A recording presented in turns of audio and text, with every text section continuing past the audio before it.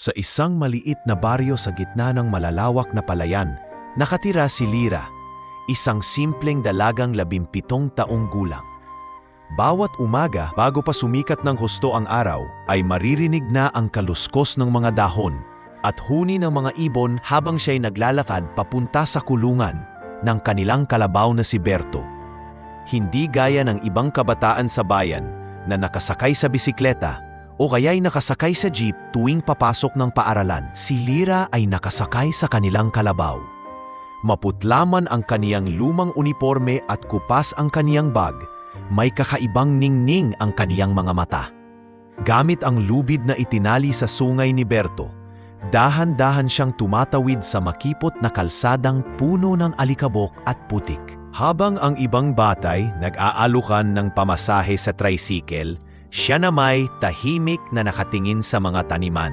Iniisip kung kailan niya matutupad ang pangarap na maging guro balang araw. "Anak, mag-iingat ka sa daan ha. Huwag mong pabayaan si Berto, matanda na siya." Paalala ng kanilang ama, si Mang Ruben, habang nakatayo sa gilid ng kanilang maliit na kubo. Ang tinig nito'y may halong pagod at pagmamahal. "Opo, tay.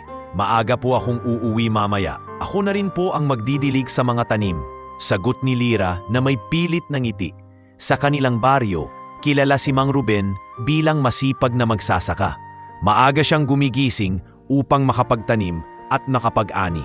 Lalo na't wala silang ibang inaasahan kundi ang maliit nilang lupang sinasaka. Maagang pumanaw ang ina ni Lira dahil sa matinding karamdaman, kaya't silang dalawa na lang ang magkasama sa buhay. Bata pa lang si Lira, natuto na siyang magluto, maglaba at tumulong sa bukid. Ang kanyang pagiging responsable ang nagpatatag sa kanilang mag-ama. Ngunit sa eskwela, ibang kwento ang kanyang dinaranas. Tuwing papasok siya sakay ng kalabaw, hindi na bago sa kanya ang mga hagikhik at bulong ng mga kaklase. "Ayan na si Miss Kalabaw. Baka mabagal na naman pumasok." Kihi, sabay tawa ng ilan. Malamang amoy kulungan na naman siya mamaya.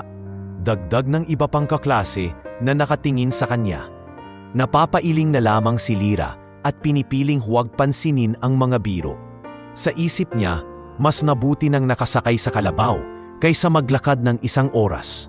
Ngunit hindi rin niya maitago ang bigat sa dibdib. Sa bawat hakbang ng kalabaw, parang dinadala rin ito ang kanyang kahihiyan. Minsan, habang siya'y naglalakad patungo sa silid-aralan, bigla siyang nilapitan ng isa sa mga kaklase. Si Mara, ang kilalang mayamang anak ng tindera sa bayan, na palaging nakaayos at may mamahaling gamit. "Uy, Lira," malakas na tawag ni Mara. "Pwede ka bang umupo sa malayo? Nakakahiya ka kasi. Puro putik ang palda mo. Baka mahawa kami sa amoy kalabaw mo." Natahimik ang buong klase. Ramdam ni Lira ang pamumula ng kanyang pisngi. Napayuko na lamang siya at tahimik na naglakad papunta sa likurang bahagi ng silid. Ngunit bago siya makaupo, may isang boses na pumigil kay Mara. "Tama na yan, Mara. Hindi mo alam ang pinagdadaanan niya," sabi ni Jonas, isang tahimik na kaklase na halos hindi nakikihalubilo sa iba. Nagkatawanan ang mga estudyante. "Uy, may kakampi si Lira," biro ng ilan. Ngunit sa kabila ng tukso, nakaramdam ng kaunting ginhawa si Lira sa simpleng pagtatanggol ni Jonas. Pag-uwi niya ng hapon, dumiretso siya sa kanilang bukid kung saan naghihintay ang kanyang ama. Habang nagdidilig siya ng mga tanim, napansin ni Mang Ruben ang lungkot sa mukha ng anak. "Anak, bakit parang mabigat ang loob mo?" tanong ng ama habang pinupunasan ng pawis sa noo. "Wala po, tay. Sanay na lang ako," mahinang tugon ni Lira. Ngunit hindi iyon nakaligtas sa paningin ng ama. Lumapit ito sa kanya at hinawakan ang balikat niya. "Lira, huwag mong ikahiya si Berto. Ang kalabaw na yan, matagal na nating katuwang sa buhay. Kung hindi dahil sa kanya, hindi tayo makakapagtanim, hindi rin tayo makakakain. Tandaan mo, anak, hindi kahihiyan ang sipag at tiyaga." Napatingin si Lira sa kanyang ama at hindi napigilang mapaluha. "Pero tay, iba po ang tingin nila. Lagi na lang nila akong pinagtatawanan." Hinaplos ni Mang Ruben ang anyang ulo. "Balang araw, maiintindihan nila. Pero higit sa lahat, dapat alam mo sa sarili mo na walang masama sa pinagmulan mo. Ang importante, may pangarap ka at nagsusumikap ka para abutin iyon. Kinagabihan, habang nakahiga si Lyra sa banig, nakatingin siya sa kisame ng kanilang bahay. Sa kabila ng pang-aapi, unti-unti niyang nauunawaan ang sinasabi ng ama. Oo nga naman, hindi siya dapat mahiya sa kanyang pinagmulan. Kung may dahilan man siya para magsikap, iyon ay para ipakita na kaya rin ng isang simpleng dalaga na umasenso. Kinabukasan, muli siyang pumasok sa eskwela sakay ng kalabaw. Ngunit sa pagkakataong iyon, imbes na yumuko at mahiya, pinilit niyang ngumiti. Alam niyang mahaba pa ang landas na tatahakin niya. At sa bawat yabag ni Berto, mas lalong lumalapit siya sa kanyang mga pangarap. Muling sumikat ang araw sa baryo. At gaya ng nakasanayan ay maagang gumising si Lyra. Naghanda siya ng simpleng almusal para sa kanyang ama, kanin at tuyo lamang bago magpaalam upang muling pumasok sa eskwela. Sa kanyang kamay ay hawak niya ang lumang bag na may mga tahi na gawa ng kanyang ama upang hindi tuluyang masira. Sa labas ay naghihintay na ang kanilang kalabaw na si Berto. Nakatali sa puno at tila sabik ng samahan siyang muli. Habang papalapit siya sa paaralan, naririnig na niya mula sa malayo ang ingay ng mga estudyanteng naglalaro sa quadrangle. Pagdating niya sa harap ng gate, agad na lumingon ang ilan at nagsimula na namang bulungan. "Uy, dumating na si Miss Kalabaw!" Bilalas ng isa, sabay turo sa kanya. "Grabe, hindi ba siya nahihiya? Sino pa ba ang pumapasok sa eskwela na nakasakay sa kalabaw?"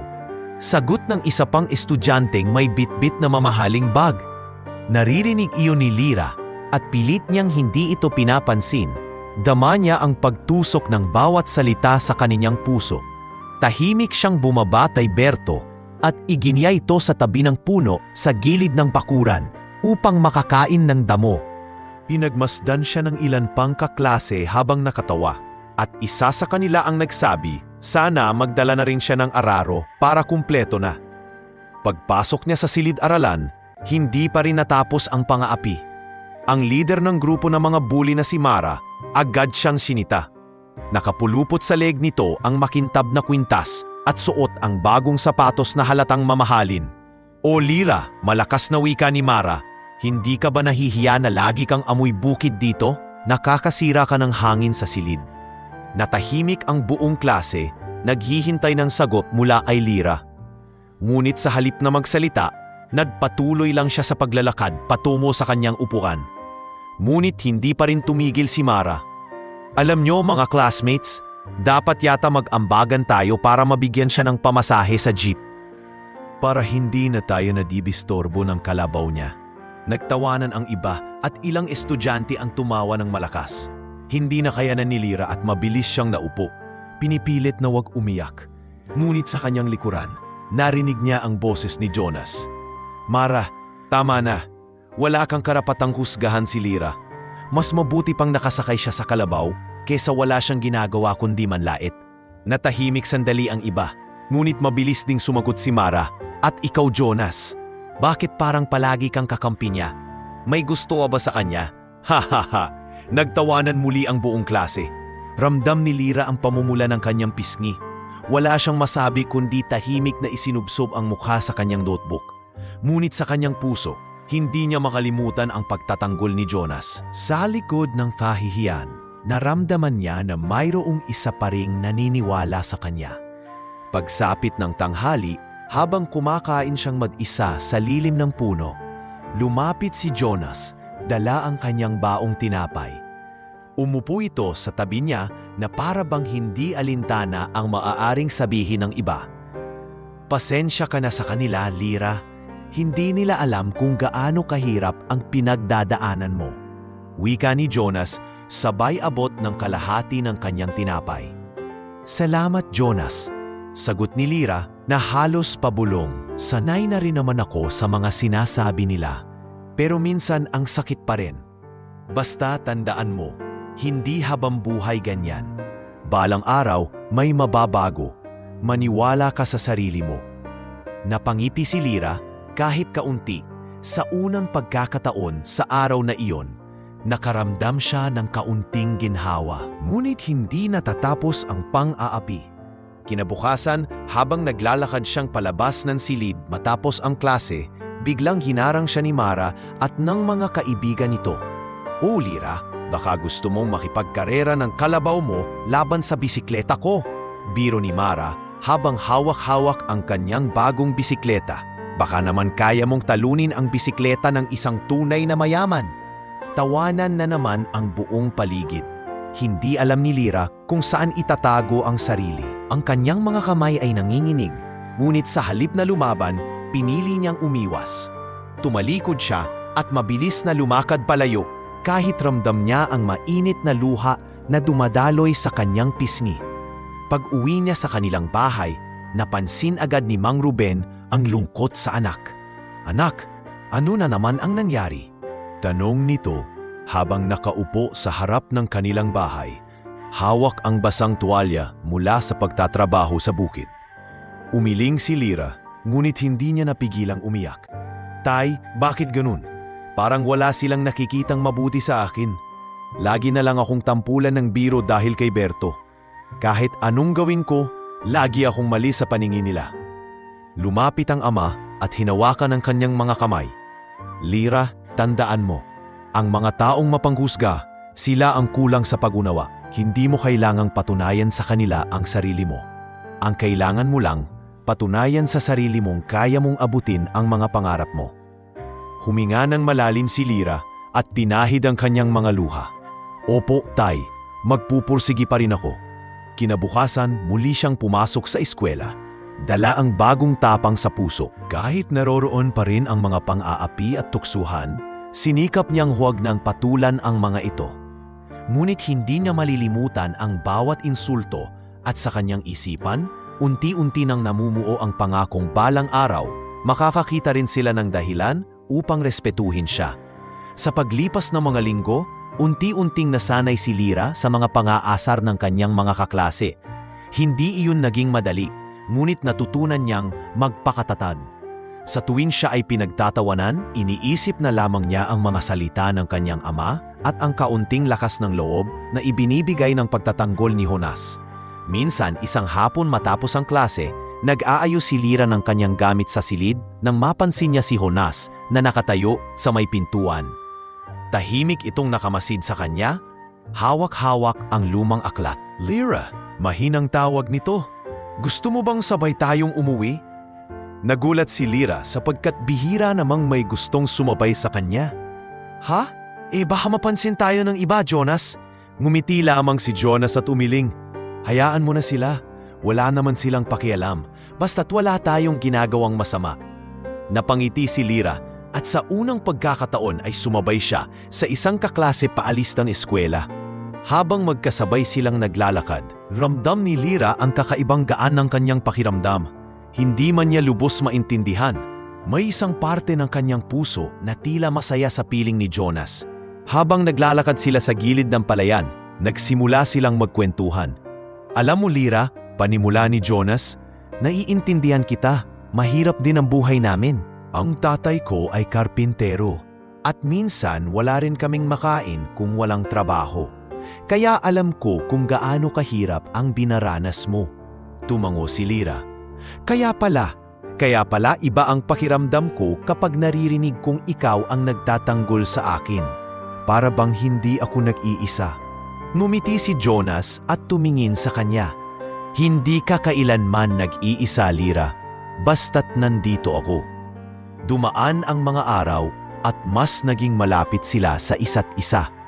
Minsan, sabay silang kumakain sa ilalim ng punong mangga tuwing recess. Kahit pa pinagtatawanan ng iba, hindi iyon alintana ni Jonas. Sa halip, ipinapakita niya kay Lira na hindi siya nahihiyang makitang kasama ito. Isang beses, habang nakasakay si Lira kay Berto pauwi, sumabay si Jonas na naglalaan sa kanyang tabi. "Alam mo ba, Lira?" sabi nito habang nakatingin sa kalabaw. "Swerteng may Berto ka. At least, hindi ka naglalakad ng malayo. Ako, halos araw-araw, nilalakad ko lang ang kalahating oras papunta sa eskwela. Napatawa si Lira. Kung ganoon, dapat pala magkasama na lang tayo araw-araw para hindi ka mangalay. Pwede ka namang sumabay kay Berto. Sigurado ka? Baka lalo kang pagtawanan kapag nakita nilang may sakay ka na bukod sa gamit mo. Biro ni Jonas. Napailing si Lira ngunit nakangiti. Kung ganoon, hayaan na. Masaya na rin akong kasama kita kahit naglalakad ka lang. Sa mga ganitong pagkakataon, unti-unti nang nabubuo ang isang lihim na damdamin sa pagitan nila. Hindi pa nila ito maamin ng hayagan, ngunit ramdam ng bawat isa ang kakaibang tibok ng puso tuwing magkasama. Ngunit hindi rin nakaligtas ang kanilang pagkakalapit sa mga mata ng iba. Isang araw, habang nasa silid-aralan, nakita ni Mara na magkasabay na kumakain sina Lira at Jonas sa isang sulok. Lumapit siya at sinadya silang kantyawan. Aba, may bago na palang love team! Si Miss Kalabaw at si Boy Tahimik, sigaw ni Mara. Nagtawanan ang mga kaklase. Ngunit sa halip na mahiya, ngumiti lamang si Jonas at tiningnan si Mara ng diretsyo. Kung may problema ka sa amin, hindi mo na kailangang ipagsigawan. Hindi mo rin kailangang intindihin kung anong meron kami. Natahimik ang iba, ngunit si Mara ay lalo lamang napangisi. Kayo na ang bahala, pero tingnan natin kung hanggang saan kayo aabot. Bagamat nakaramdam ng hiya, naramdaman din ni Lira ang kakaibang tapang. Hindi siya nag-iisa, may kakampi siya at higit pa doon, may taong tunay na nakakaunawa sa kanya. Pag-uwi niya ng araw na iyon, ikinwento niya ang nangyari sa kanyang ama. Habang nag-aayos sila ng pananim, nagsalita si Mang Ruben. Anak, hindi masama ang may kaibigan na handang ipagtanggol ka. Pero tandaan mo rin, mas mahalaga ang pag-aaral mo kaysa sa mga bagay na maaaring makasira sa iyong kinabukasan. Tumango si Lira, ngunit hindi niya maitatago ang ngiti sa kanyang mga labi. Alam niyang kakaiba ang nararamdaman niya para kay Jonas at iyon ang nagbibigay ng dagdag lakas sa kanya upang magpatuloy sa kabila ng mga pagsubok. Kinadabihan, habang nakahiga siya sa banig, napapikit si Lira at naisip ang mga salita ni Jonas. Hindi ka kailanman nag-iisa. At sa unang pagkakataon, naniwala siya na baka nga totoo iyon. Sa bawat araw na lumilipas, mas nagiging matibay ang kanilang pagkakaibigan. At sa ilalim ng mga bituin, habang pinapakinggan niya ang huni ng kuliglig at ang malambing na tunog ng paghinga ng kanilang kalabaw na si Berto, lihim niyang inamin sa sarili na baka nga nagsisimula na siyang umibig. Isang hapon, matapos ang klase, umuwi si Lira sakay ng kanyang kalabaw na si Berto. Tahimik siyang naglalakad papasok sa kanilang bakuran. Ngunit hindi nakaligtas sa mata ng kanyang ama ang lungkot na nakapinta sa kanyang muka. Si Mang Ruben, na nooy nakaupo sa isang bangko sa ilalim ng puno ng mangga, ay agad siyang tinawag. Anak, halika na rito. Mahinahong sabi ng matanda habang pinupunasan ang kanyang pawisan at magaspang na mga palad. Lumapit si Lira at umupo sa tabi ng kanyang ama. Ngunit hindi siya makatingin ng diretsyo. Hawak-hawak pa rin niya ang bag at bakas sa kanyang mukha ang mabigat na dinadala. Bakit ganyan ang mukha mo? May nangyari ba sa eskwela? Tanong ni Mang Ruben. Umiling lamang si Lira sa una, ngunit nang tumagal ay hindi na niya napigilan ang kanyang emosyon.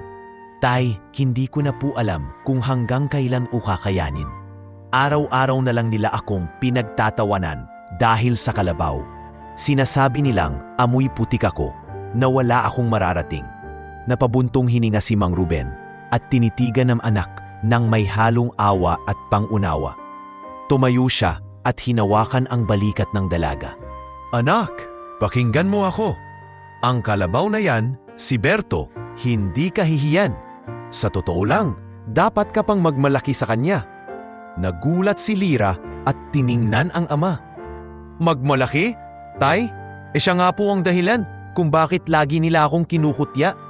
Umiling si Mang Ruben at ngumiti ng mapait.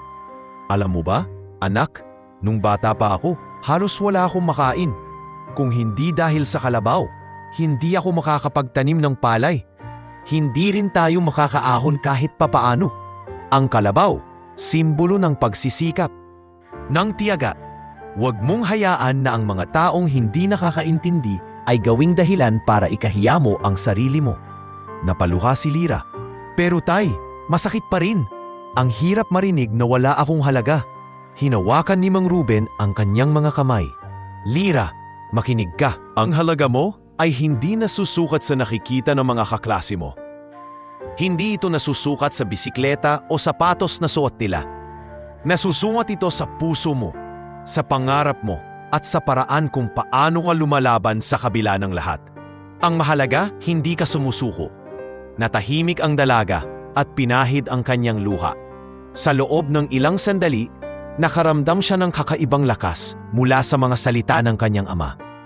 Kinabukasan, bago pumasok, sinamahan siya ni Mang Ruben sa may pintuan ng kanilang kubo. Bago siya sumakay kay Berto, muling nagsalita ang kanyang ama. Lyra, tandaan mo to.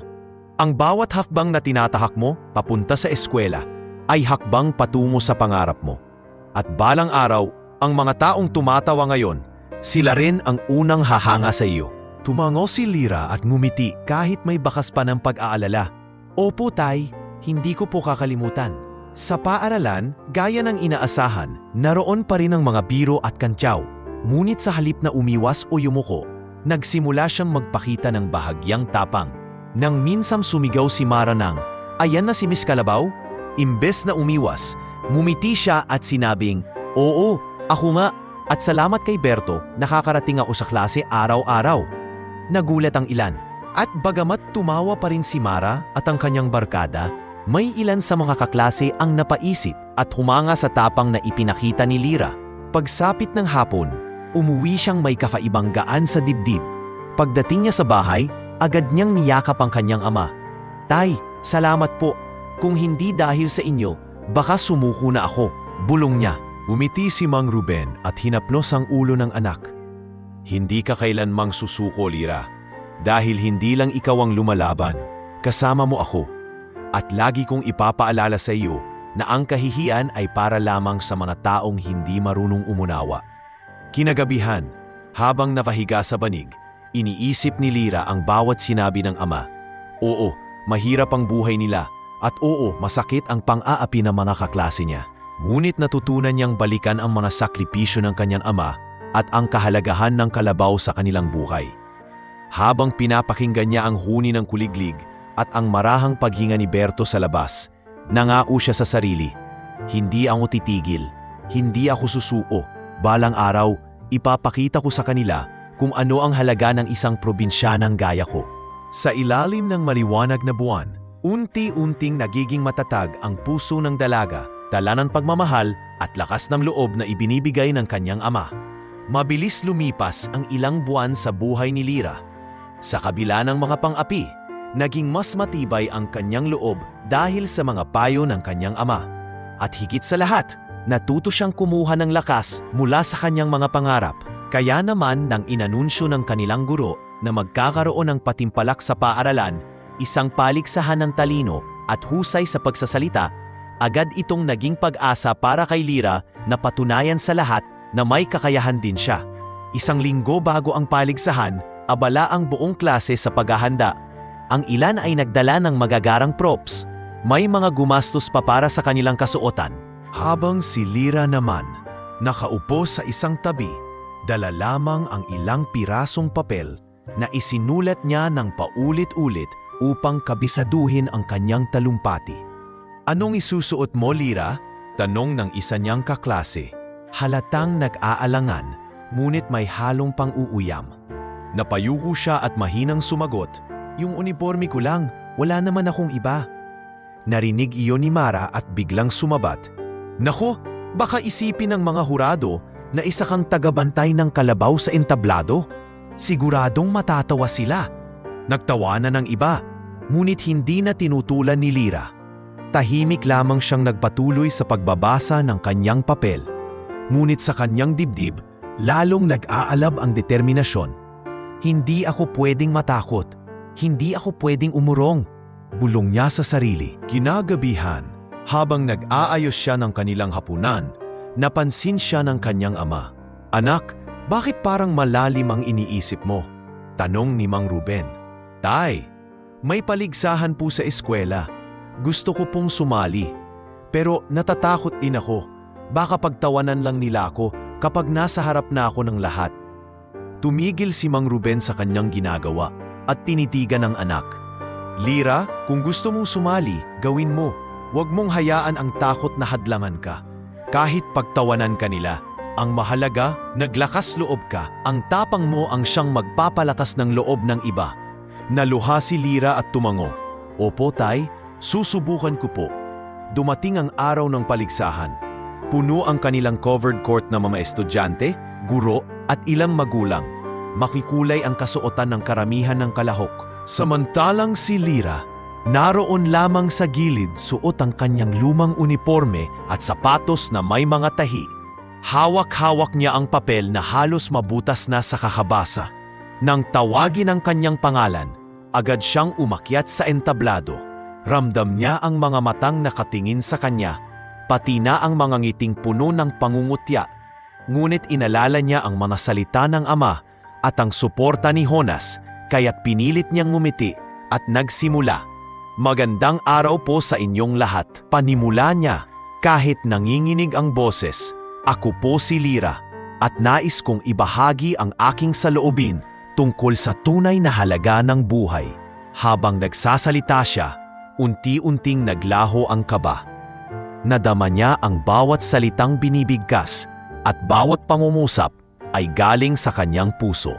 Ikinuwento niya ang tungkol sa buhay sa bukid, ang hirap at saya ng pagtulong sa kanyang ama at kung paano niya nakikitang inspirasyon ang kanilang kalabaw bilang simbolo ng tiyaga. Sa bawat linya, may mga estudyanteng nagsimulang makinig ng seryoso. Ang ilan, bagamat pilit pa ring pumipigil ng tawa, ay hindi maikakaila ang husay ng kanyang pananalita.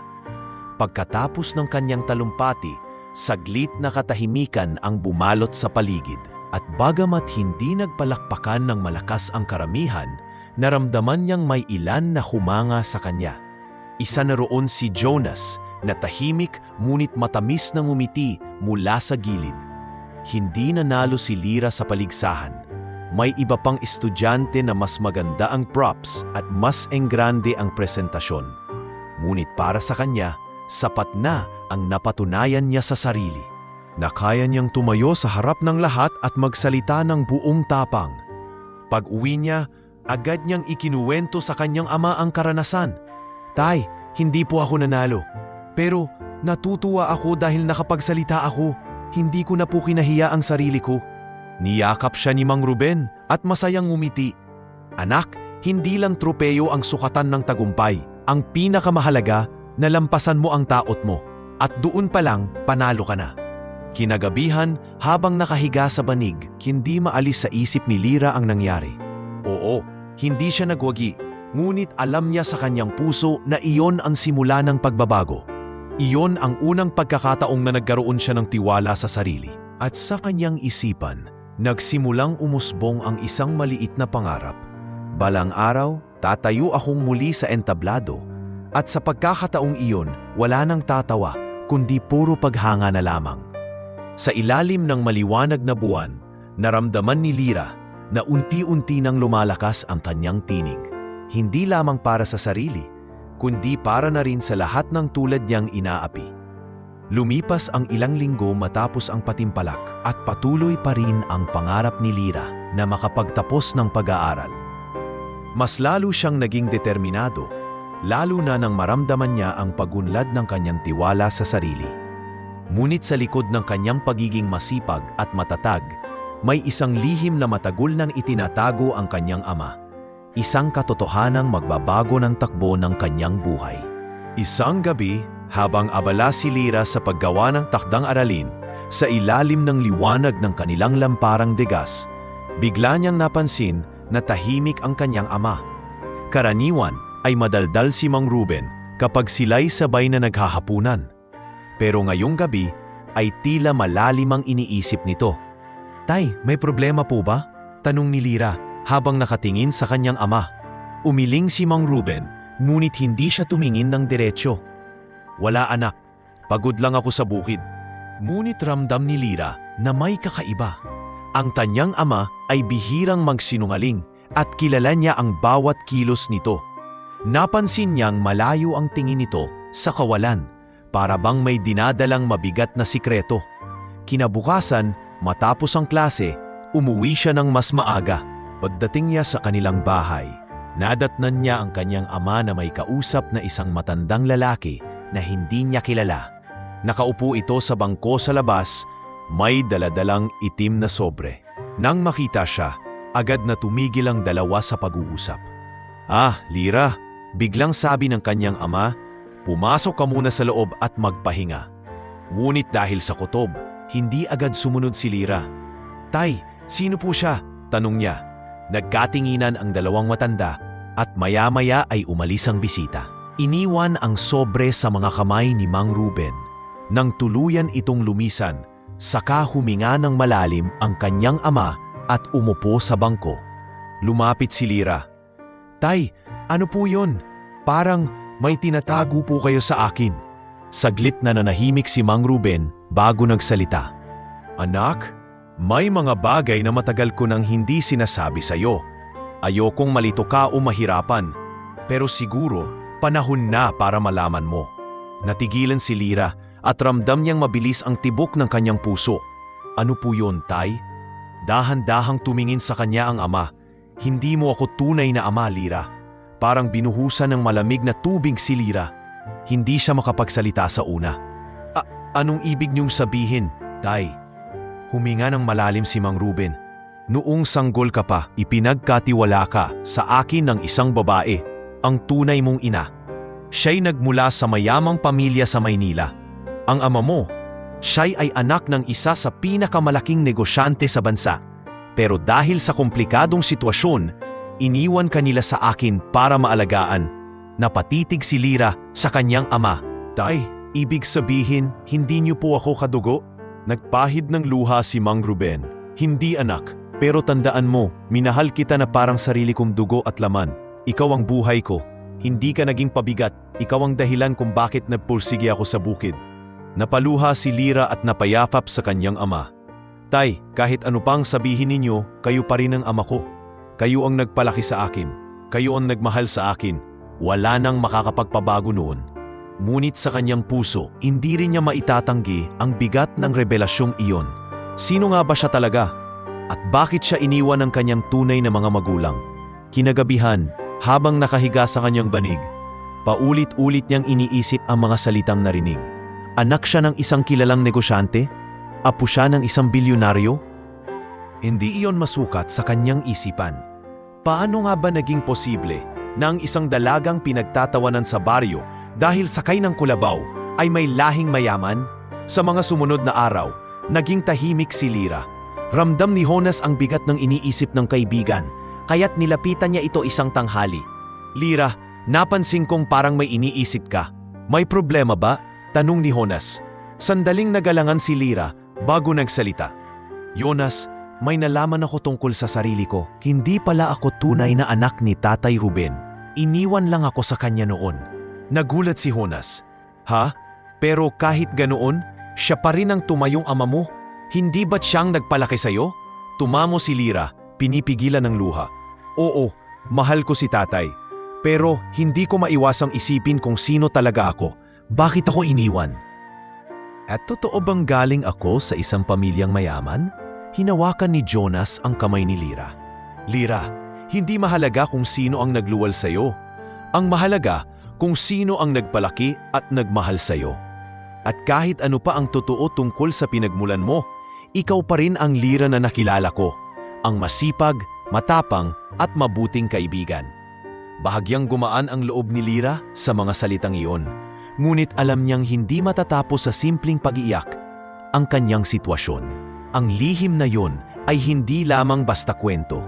Ito ay isang pintuang magbubukas sa mas malalaking pagbabago sa kanyang buhay. At habang pinagmamasdan niya si Berpo na kumakain ng damo sa bakuran, naisip niya, maari palang mas malalim pa ang aking kwento kaysa sa inaakala ko. Ngunit kahit anong mangyari, hinding-hindi niya pababayaan ang ama niyang nagpalaki sa kanya. Sa puso niya, si Mang Ruben pa rin ang kanyang tunay na ama. Mabilis lumipas ang mga araw matapos mabunyag kay Lyra ang lihim tungkol sa kanyang pinagmulan.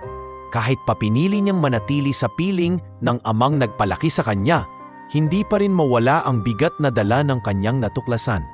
Gayunpaman, mas nanaig pa rin sa kanyang puso ang pagmamahal at respeto kay Mang Ruben. Ngunit dumating ang isang pangyayaring higit na yayanig sa kanyang mundo, ang biglang pagkakasakit ng kanyang ama. Isang umaga, paggising ni Lyra, nadatnan niyang nahihirapang bumangon si Mang Ruben. Maputla ang mukha nito at pawisan ng noo. "Tay!" sigaw niya habang inalalayan ang ama. "Ano pong nangyayari sa inyo?" Umubo si Mang Ruben at marahang umiling. "Wala ito, anak. Siguro dahil sa sobrang init kahapon sa bukid. Kaya ko to." Ngunit hindi kumbinsido si Lyra. Mula noon, napansin niyang madalas hingalin ang kanyang ama at kung minsan ay nauupo na lang sa gilid ng bukid dahil hindi na nito kaya ang bigat ng trabaho. Isang hapon, habang sila'y nagbubungkal ng lupa, biglang bumagsak si Mang Ruben. Mabilis siyang nilapitan ni Lyra. "Tay! Tay, gising!" Halos umiiyak niyang sigaw. Inulungan siya ng ilang kapitbahay upang madala sa health center. Doon nila nalaman na may iniindang malubhang karamdaman ang kanyang ama. Isang sakit na unti-unting nagpapahina sa katawan nito.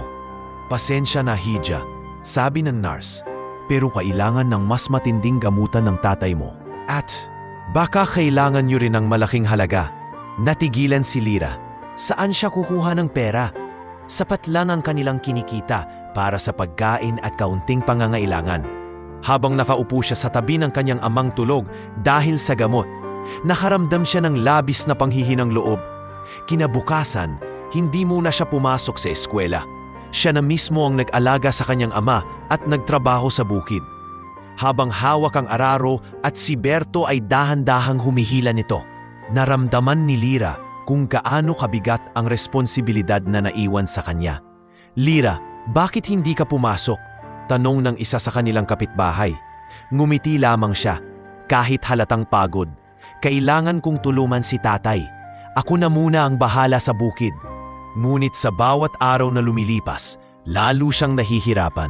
Pinagtatawanan siya ng ilan pang kaklase nang mapansin nilang madalas na siyang lumiliban. "Naku, baka hindi na bumalik sa klase si Miss Calabaw," kantiyaw ni Mara. "Siguro magiging magsasaka na rin siya habang buhay, gaya ng tatay niya." Nagtawa na ng iba. At sa kauna-unahang pagkakataon, hindi na nakayanan ni Lyra ang lahat. Pag-uwi niya, dumiretso siya sa kanilang silid at humagulgol. "Bakit ganito, tay?" bulong niya habang nakatitig sa natutulog na ama. "Bakit parang lagi na lang kami sinusubok?" Nang magising si Mang Ruben, agad siyang napansin. "Anak, bakit ka umiiyak?" mahina nitong tanong. Lumapit si Lyra at hinawakan ang kamay ng ama. "Tay, hindi ko na po alam ang gagawin ko. Nahihirapan na po ako." Ngumiti si Mang Ruben kahit halatang mahina. "Anak, alam kong mabigat. Pero tandaan mo, hindi ka nag-iisa. Nandito ako. At kahit anong mangyari, naniniwala ako sa kakayahan mo." Alam ni Lyra na hindi na magiging madali ang lahat. Sa loob-loob niya, takot siyang mawala ang ama. Takot siyang tuluyang maiwan mag-isa. Dumating ang mga araw na halos hindi na siya makapag-aral ng maayos. Pinagsasabay niya ang pag-aalaga sa kanyang ama at ang gawaing bukid. Hindi na rin siya nakakapasok palagi sa klase. At sa bawat araw na lumilipas, lalong humihina ang katawan ng kanyang ama. Isang gabi, habang nag-uusap sila sa ilalim ng lampara, biglang nagsalita si Mang Ruben. "Lyra, may isang bagay akong gusto sanang hilingin. Kung sakaling hindi ko kayanin, gusto kong ipangako mo na hindi mo ititigil ang pag-aaral mo." Umiling si Lyra habang tumutulo ang luha. "Tay, wag po kayong magsalita ng ganyan. Lalaban po kayo. Hindi ko po kayo mawawala." Ngunit mahigpit ang tinig ng kanyang ama. "Pangako, anak, kahit anong mangyari, ipagpapatuloy mo ang pangarap mo." Napahagulgol si Lyra at niyakap ang ama. "Opo, tay, nangangako po ako." Sa panahong iyon, ramdam ni Lyra ang bigat ng responsibilidad na nakapatong sa kanyang balikat. Ang mga salita ng kanyang ama ay nagsilbing pamana ng tapang at pag-asa. Ngunit kasabay nito, Lalo niyang nadama ang lungkot at panghihina ng dala ng kalagayan nito. At mula sa araw na iyon, naging malinaw kay Lyra ang kanyang laban. Ipagpatuloy ang kanyang pag-aaral at pangarap kahit pa nagsisimula ng gumuho ang kanyang mundo. Lumipas ang ilang linggo mula nang bumagsak ang kalusugan ni Mang Ruben. Patuloy pa ring nagsusumikap si Lyra. Nag-aalaga sa ama, nagtatrabaho sa bukid at pilit pa ring pumapasok sa eskwela. Ngunit sa kabila ng lahat, hindi pa ring nawawala ang mga pang-aapi ng kanyang mga kaklase. Sa halip, lalo pa itong lumala. Isang araw bago magsimula ang klase, dinala ni Lyra si Berto sa bakuran ng paaralan at itinali ito sa puno tulad ng nakasanayan. Ngunit paglabas niya mula sa silid, laking gulat niya nang makita si Mara at ang mga kaibigan nito na nilalaro at pinagtatawanan ang kanyang kalabaw. Hala, tingnan niyo si Berto, baka sakaling nakapag-araro pa siya rito sa quadrangle, sigaw ni Mara habang hawak ang buntot ng kalabaw. Baka mas bagay siyang ilaban sa karera, dagdag ng isa sabay hagigik. Napatakbo si Lyra palapit at agad na niyakap ang kanyang alaga. Higilan niyo si Berto, ano bang kasalanan niya sa inyo? Sigaw niya habang nanginginig ang boses. Ngunit lalo lamang nagtalanan ang grupo. Grabe, pinapahalagahan mo pa talaga tong hayop na to, nakakahiya ka! Hindi na nakapagtimpi si Lyra. Sa kauna-unahang pagkakataon, sumigaw siya sa harap ng lahat. Wala ayong karapatang pagtawanan kami. Oo, kalabaw lang si Berto, pero dahil sa kanya, nakararating ako sa klase. Dahil sa kanya, nakakatain kami ng tatay ko araw-araw at kahit kailan hindi ko siya ikahihiya. Natahimik ang ilan, ngunit mabilis na sumabat si Mara. Drama mo, kahit anong paliwanag mo, nakakaawa ka pa rin. Ngunit ramdam ni Lyra na may ilang kaklase na hindi na natawa. Tila napaisip sila sa kanyang mga salita. Pagsapit ng tanghali, habang nag-iisa siyang kumakain sa lilim ng puno, muling lumapit si Jonas. May dala itong isang saging at ilang pirasong tinapay. Lyra, nakita ko ang nangyari kanina. Ang tapang mo. Sa wakas, ipinakita mo rin sa kanila na hindi ka basta-basta. Napangiti si Lyra kahit pagod ang puso. Hindi ko na po kasi kinaya. Lagi na lang akong tahimik. Lagi na lang nilang pinagtatawanan ang kalabaw. Ang buhay namin. Pero hindi nila alam. Ito ang meron lang kami. At mahalaga siya sa amin. Tahimik na tumango si Jonas at hinawakan ang kanyang balikat. At tama ka na lumaban. Kung hindi mo ipapakita sa kanila ang totoo, wala silang matututunan. Kinagabihan, ikinuwento ni Lyra ang pangyayari sa kanyang ama. Pagamat mahina pa rin si Mang Ruben, bakas sa kanyang mga mata ang pagmamalaki. Anak, iyan ang gusto kong makita sa iyo, ang tapang. Hindi ibig sabihin na kailangan mong makipagsuntukan o sumigaw palagi. Pero kapag oras na para ipagtanggol ang sarili at ang mahalaga sa iyo, huwag kang uurong. Pero tay, sagot ni Lyra, hindi po madali. Kahit kanina, nanginginig po ako habang nagsasalita. Mumiti si Mang Ruben. Hindi sukatan ng tapang ang hindi matakot. Ang sukatan ng tapang ay ang kakayahang kumilos kahit natatakot ka. At iyan ang ginawa mo. Habang nakikinig siya sa kanyang ama, nakaramdam si Lyra ng kakaibang init sa kanyang puso. Totoo nga, sa unang pagkakataon, hindi na lamang siya naging biktima ng pangungutya. Nagsimula na siyang lumaban. Kinabukasan, kumalat ang balita tungkol sa kanyang ginawa. May ilan pa ring nang aasar, ngunit napansin niyang may mga kaklase ring hindi na natatawa sa mga biro ni Mara. May isa pang lumapit sa kanya at tahimik na nagsabi, Lyra, tama ka kagabi. Hindi dapat pagtawanan ang pinagmulan ng iba. Nagulat si Lyra sa mga salitang iyon. Hindi niya akalain na kahit papaano may nagbago. Ngunit hindi natigil si Mara, lalo pa itong naiinis na unti-unti nang nagkakaroon ng simpatya si Lyra mula sa iba. Kaya't isang hapon, sinubukan nitong harapin si Lyra muli sa harap ng maraming tao. "Oh Lyra, balita ko kahapon parang bida ka raw. Gusto mo bang ulitin dito sa harap ng lahat?" Ngumiti lamang si Lyra, hindi na natatakot ng palabas. "Mara, ang kailangan ko lang ay ipakita na hindi ko ikinahihiya ang buhay ko. Kung nahihiya ka sa pinagmula ng iba, problema mo na iyon. Nagulat si Mara at hindi agad nakapagsalita. Ang ibang kaklase ay nag-umpisang palakpakan si Lyra. Hindi malakas, ngunit sapat para ipadama sa kanya na hindi na siya nag-iisa. Pag-uwi niya, sinalubong siya ni Berto sa kanilang bakuran. Hinaplos niya ang ulo nito at sabay bulong, "Salamat, Berto. Dahil sa'yo, natuto akong lumaban." Habang pinagmamasdan niya ang paglubog ng araw, alam niyang mahaba pa ang laban. Pero sa pagkakataong iyon, may tiwala na siya sa sarili. At alam niyang kahit gaano kahirap, may mga taong naniniwala at nakakaunawa sa kanya. Ang kanyang ama, si Jonas, at ang sarili niyang puso na sa waas ay natutong manindigan. Matapos ang pangyayaring iyon sa paaralan kung saan unang nagpakita ng tapang si Lyra laban sa mga pangaapi, nagsimulang mabago ang tingin ng ilan sa kanya. Hindi man lahat, may mga kaklase na unti-unting nagpakita ng respeto, tahimik mang paraan ito. Ngunit higit pa sa lahat, nagsimula ring mapansin ng mga guro ang kakaibang talino at determinasyon ng dalaga. Isa sa mga guro, si Gunong Villanueva, ang naging pangunahing dahilan ng pagbabago sa buhay ni Lyra. Isang araw, matapos ang klase, pinatawag siya ni Gunong Villanueva sa faculty room. "Lyra," mahinahon ngunit seryosong wika ng guro. "Napansin kong kahit mahirap ang kalagayan mo, hindi ka sumusuko. Lagi mong isinasabuhay ang sipag at tiyaga. At higit sa lahat, mahusay ka sa klase. Alam mo ba na may scholarship program na pwedeng bagay sa'yo?" Nanlaki ang mga mata ni Lyra. "Scholarship, ma'am? Ibig sabihin po, libre na ang pag-aaral?" Tumango ang guro. "Oo, kung makakapasa ka, hindi mo na kailangan mag-alala sa matrikula. At kung magpapatuloy ka hanggang kolehiyo, may tsansa ka ring makapunta sa syudad para mag-aral." Parang nabunutan ng tinik si Lyra. Ngunit agad din siyang nakaramdam ng pangamba. "Ma'am, paano po kung hindi ako matanggap? Paano kung hindi ko kayanin?" Ngumiti si Gumilong Villanueva. "Anak, hindi mo malalaman kung hindi mo susubukan.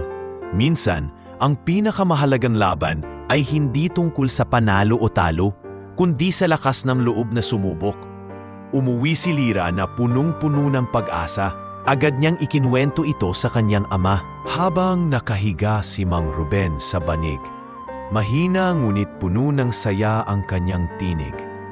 "Anak, ito na ang unang pagkakataon. Ito na ang sinasabi ko sa iyo noon. Ang bawat hakbang mo ay dadalhin ka sa pangarap mo. Huwag kang matakot. Subukan mo." "Pero tay," sabi ni Lyra habang nakaupo sa tabi nito, "paano po kayo? Kung sakali pong matanggap ako at kailangan kong lumuwas ng lungsod, sino po ang mag-aalaga sa inyo?" Ngumiti si Mang Ruben, bagaman halata ang pagod sa kanyang mukha. "Huwag mo akong alalahanin. Ang mahalaga, makapagtapos ka. Huwag mong sayangin ang pagkakataon." Naiyak si Lyra at niyakap ang kanyang ama. "Tay, hindi ko po kayo iiwan. Pero susubukan ko. Gagawin ko po ito para sa atin." Dumating ang araw ng pagsusulip para sa scholarship. Kinabahan si Lyra habang hawak ang lumang lapis at ilang pirasong papel. Ang ibang kalahok ay halatang mula sa mas maayos na pamilya. May magagarang bag, kumpletong gamit at pamilyar sa ganitong mga pagsusulit. Samantalang siya, dala lamang ang baon na kanin at pritong itlog na binalot sa dahon ng saging. Bago magsimula, saglit siyang napatingin sa langit. "Tay, para po ito sa inyo." Matapos ang ilang oras ng pagsusulit, umuwi si Lyra na pagod ngunit may kaunting ngiti. Kahit nahirapan, alam niyang ibinigay niya ang lahat. Sa pagdaan ng ilang linggo, dumating ang resulta. Pasado siya. Agad siyang pinuntahan ni Jonas matapos mabalitaan ang magandang balita. "Lyra, totoo ba? Pasado ka? May scholarship ka na?" Tumangi si Lyra habang hindi maitago ang tuwa. "Oo, Jonas, hindi ko akalain. Pero nagawa ko." Halata ang saya sa mukha ng binata. "Sabi ko sa iyo kaya mo, hindi mo kailangang maniwala sa mga sinasabi ng iba." Ngunit sa kabila ng magandang balitang ito, hindi rin naging madali ang lahat. Sa syudad siya nakatalaga para ipagpatuloy ang pag-aaral at nangangahulugan iyon ng pamamaalam sa baryo, sa ama at kay Jonas.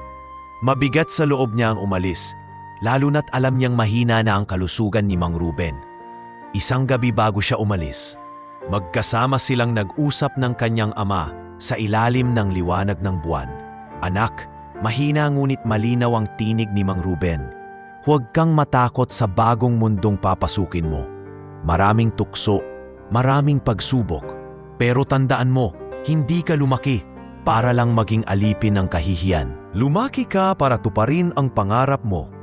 Napaluha si Lyra. Tay, nangangako po ako, hindi ko po kayo bibiguin. Kinabukasan, sa kanyang pag-alis, sinamahan siya ni Jonas hanggang sa sakayan ng bus.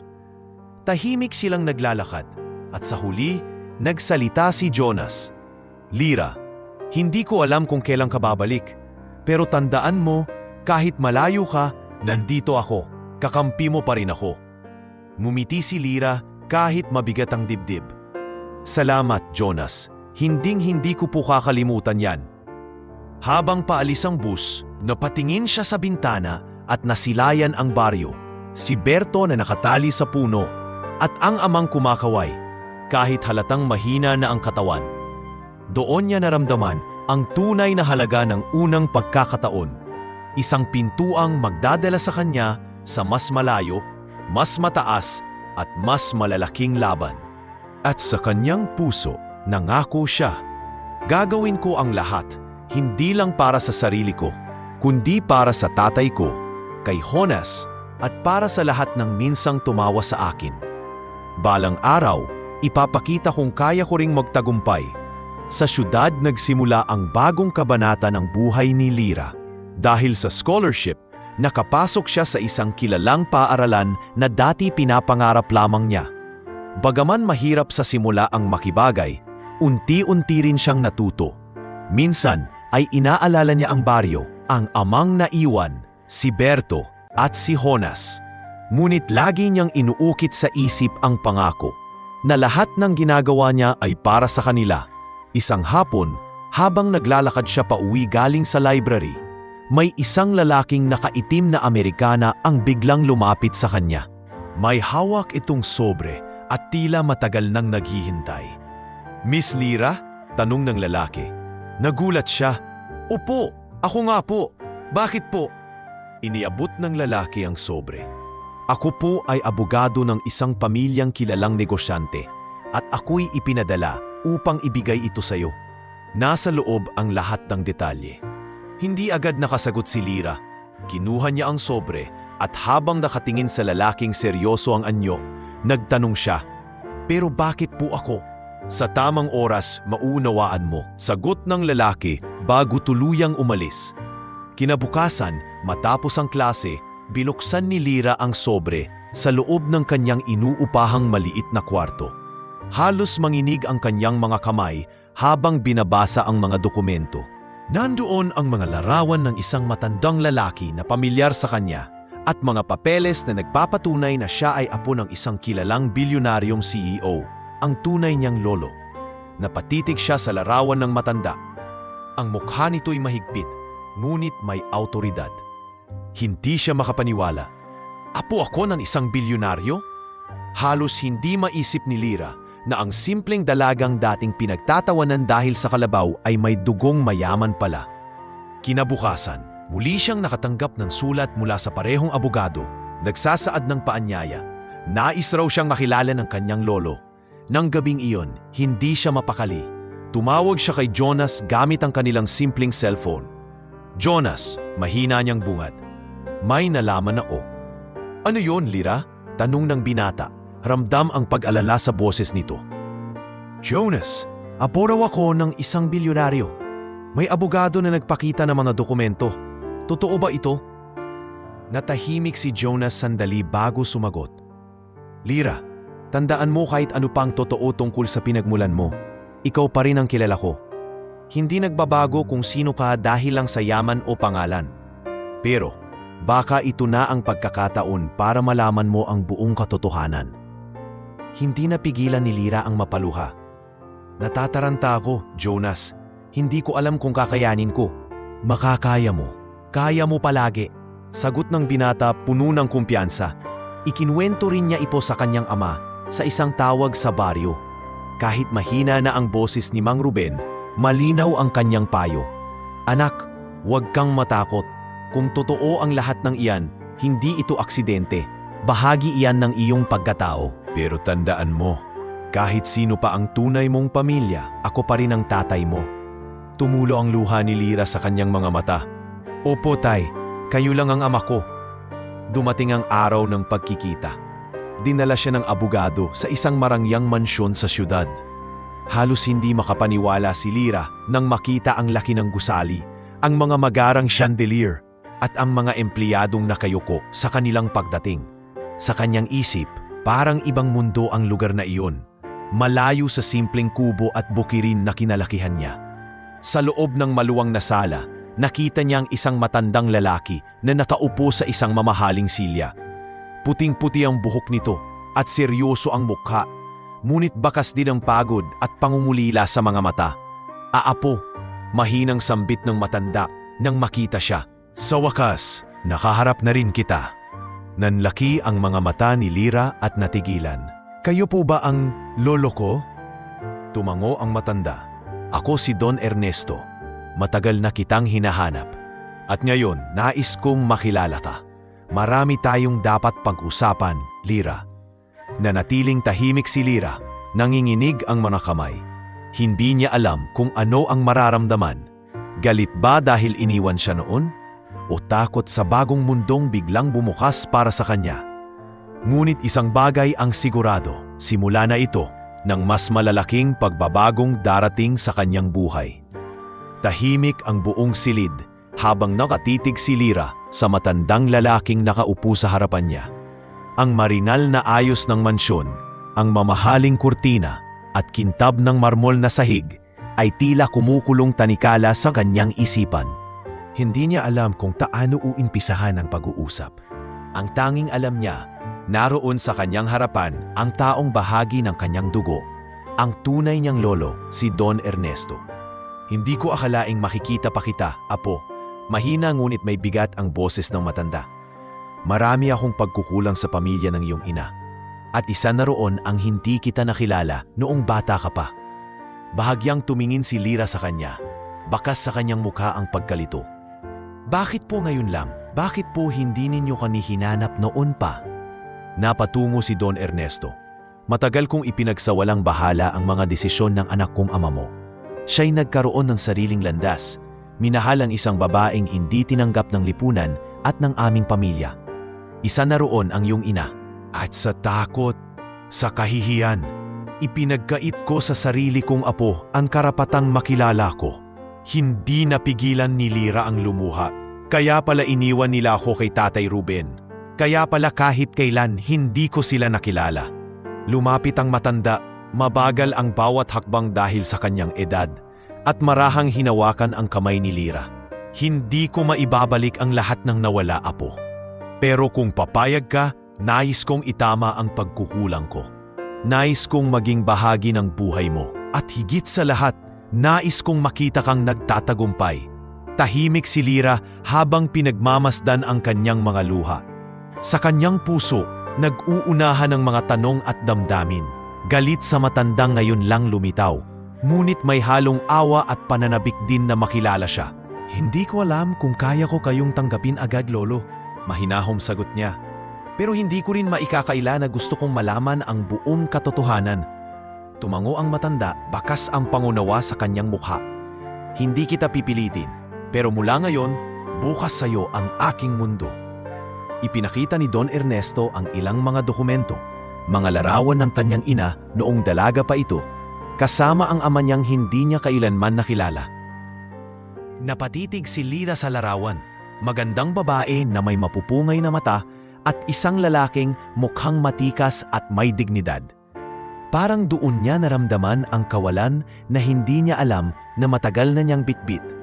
Anak ng anak ko ang nasa harapan ko ngayon, dagdag ng matanda. Ikaw ang dugo at laman ng pamilyang ito. At kung nais mo, maaari kitang sanayin upang maging karapat-dapat sa pamana ng pamilya. Nagulat si Lyra. Pamana? Ano pong ibig ninyong sabihin? Ngumiti ang matanda. Apo, wala nang ibang tagapagmana ang iyong ama. Ikaw lamang. At balang araw ang lahat ng itinayo ko, ang kumpanya, ang mga negosyo, ay mapupunta sa iyo. Parang biglang bumigat ang mundo ni Lyra. Lolo, hindi ko po alam kung handa ako. Sanay po ako sa bukid, sa eskwela. Hindi sa mga bagay na gaya niyan. Ngunit mariing sagot ni Don Ernesto, hindi sa lahat ng pagkakataon handa ang tao, pero natututo siyang humarap sa hamon. Sa gabing iyon, umuwi si Lyra sa kanyang inuupahang kwarto na magulo ang isipan. Tinawagan niya agad si Mang Ruben. Tay, nanginginig ang boses niya. Totoo po lahat. Nga po ako ng isang bilyonaryo at gusto niya akong gawing tagapagmana. Sa kabilang linya, huminga ng malalim ang kanyang kama. Anak, kung iyon ang nakatakda, yakapin mo. Pero tandaan mo, huwag mong kalimutan kung saan ka galing. Huwag mong kalimutan ang kubo, ang bukid at si Berto dahil iyan ang tunay na bumuo sa iyo. Napahagulgol si Lyra. Opo tay, kayo ang unang nagturo sa akin ng halaga ng sipag at tiyaga. Hindi ko po iyon kalilimutan. Kinabukasan, muli siyang bumalik sa mansyon upang makausap ang kanyang lolo.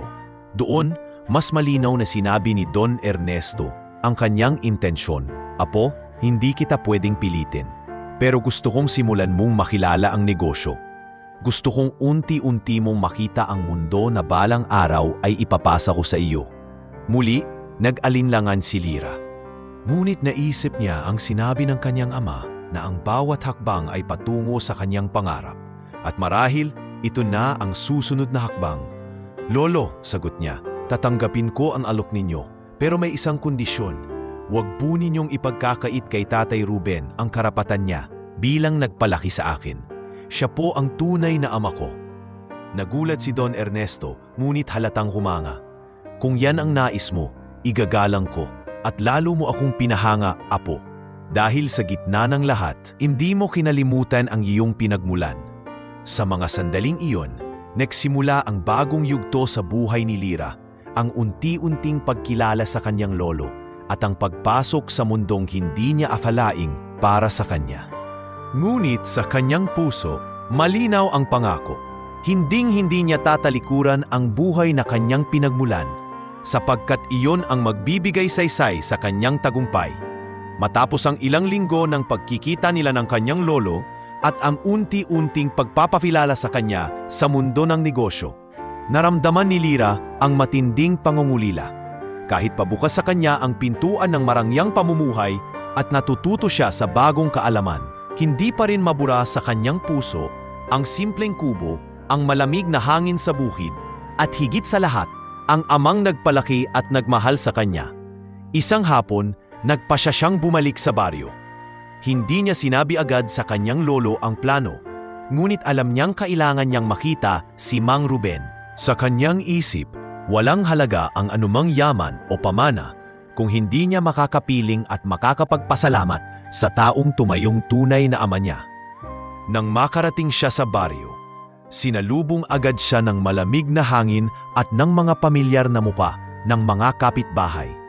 May ilan pang nagulat nang makita siyang bumalik, mas lalo na't napansin nilang may bahagyang pagbabago na sa kanyang pananamit at asal. Hindi man magarbo, halata pa ring nakalantad ang epekto ng kanyang bagong mundo.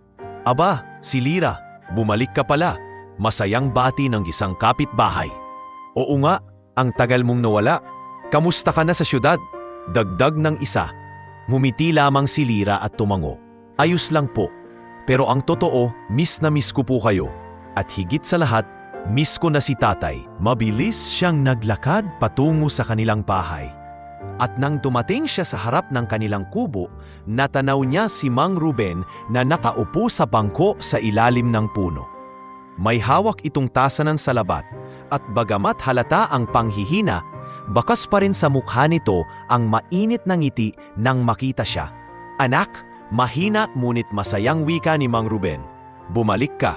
Mabilis siyang lumapit at niyakap ang kanyang ama. Tay, namiss ko po kayo. Ang dami ko pong gustong ikwento sa inyo. Umiling ang matanda at marahang hinaplos ang kanyang buhok. Hindi mo na kailangang ikwento lahat. Ang mahalaga, nandito ka ulit at buo pa rin ang puso mong hindi nalilihis sa pinagmulan mo. Sa gabing iyon, magkasamang kumain sina Lyra at ang kanyang ama ng simpleng hapunan, kanin, gulay at kaunting tuyo. Ngunit para kay Lyra, iyon ang pinakamasarap na kainan sa loob ng maraming linggo. Habang nakatingin sa ama, naramdaman niya ang lalim ng pasasalamat. Tay, mahinahon niyang sabi habang kumakain, kahit anong mangyari, hindi ko kayo iiwan. Kahit ano pa po ang ipamana sa akin ng lolo, kayo pa rin ang tunay kong tahanan. Ngumiti si Mang Ruben, bagaman bakas ang luha sa kanyang mga mata. Anak, hindi ko pinangarap ang yaman para sa'yo. Ang pinangarap ko lang ay ang magkaroon ka ng magandang kinabukasan. At kung darating ang panahon na kailangan mong pumili, piliin mo ang landas na magpapaligaya sa puso mo. Kinabukasan, pinasyalan ni Lyra si Jonas. Abala ito sa pagtulong sa kanyang ama sa pagkukumpuni ng lumang bubong ng kanilang bahay. Nang makita siya, napahinto ang binata at hindi maitago ang tuwa. Lyra, bumalik ka pala! Sigaw ni Jonas. Oo, Jonas, hindi ko na kaya, miss ko na ang lahat dito. Sagot niya sabay ngiti.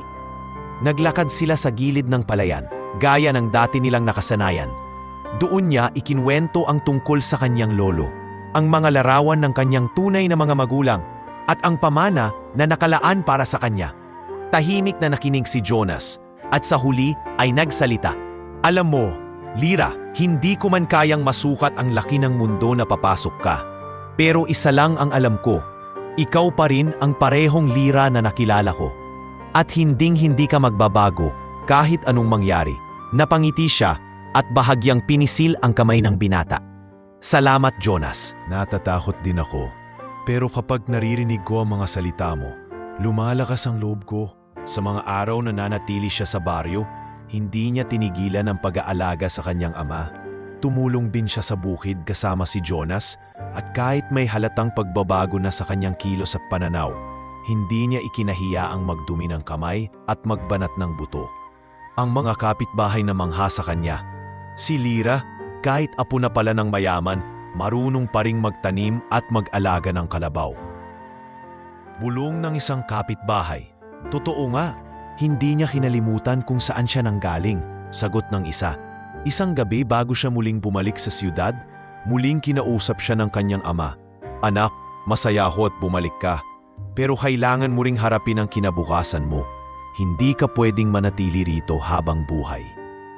May mas malaki kang papel na gagampanan. Meluha si Lyra. Opo, tay. Pero sana po, lagi kong madadala ang baryo at ang lahat ng natutunan ko rito. Kahit saan ako mapunta.